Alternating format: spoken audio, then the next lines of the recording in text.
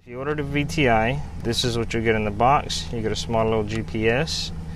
It's got the serial number. It's got the IMEI number. Here's where you see where the device plugs into. You notice the harness has a little clip on top, matches that little groove.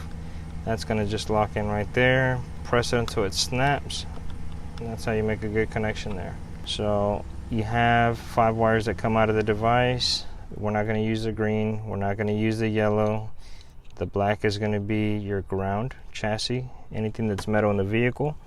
The red will be your battery, constant, always has 12 volts, key on or off.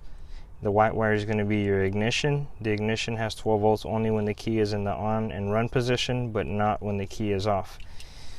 So you see the soldered tips on here. Typically those will make it a little bit harder to flex the wire, so you want to cut those tips off. When it comes to the ground, you want to leave that one with the solder because it's just going to have a ring loop on it. We have our ground loop. I'm going to put that over the ground wire. We're just going to crimp it down. Okay, make sure it doesn't come off. Nice secure connection. So in this case, we're going to be using the factory dashboard mount bolt. So we're just going to strip some of this sleeve back so that we have extra wire for it to move over here, and then we're going to use the fuses to tie in our power and ignition. With the supplied knife that they sent you with the GPS, you can simply use it to trim the sleeving of it, pull the slack out of it. You're not using, go ahead and cut that out. Just make sure we protect our cuts with some tape. So that'll leave us with our ignition, our constant, and our ground. Again, I'm going to cut the tips off and expose the wiring. Using my power probe, I'm going to test these fuses. That one does not. I'm going to put the key in the ignition.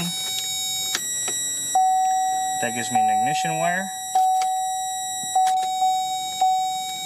So I'm going to use that 7.5 amp fuse for an ignition. Now, when you're using a fuse for an ignition or for a power source, okay, when you pull the fuse out, you have 2 legs in there. One of the legs is going to be the source of where the power is coming from. The other leg is going to be the supply side, what the fuse is supplying. To test which side is the source and which one is the feed, since it's an ignition wire, I'm going to turn the ignition on, and I'm going to test both legs of it. One leg gives me nothing, the other leg gives me power. I'm going to use the fuse for the ignition.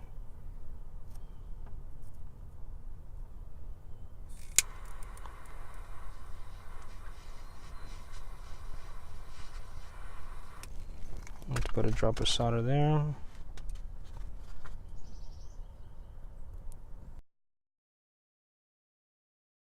Drop of solder on that. That way the wire doesn't come off the fuse. Okay. We'll put our fuses back just how we tested it a minute ago.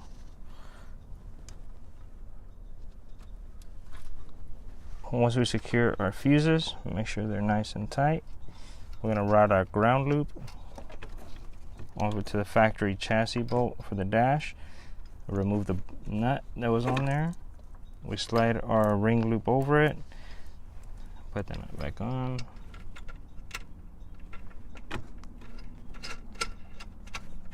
Okay.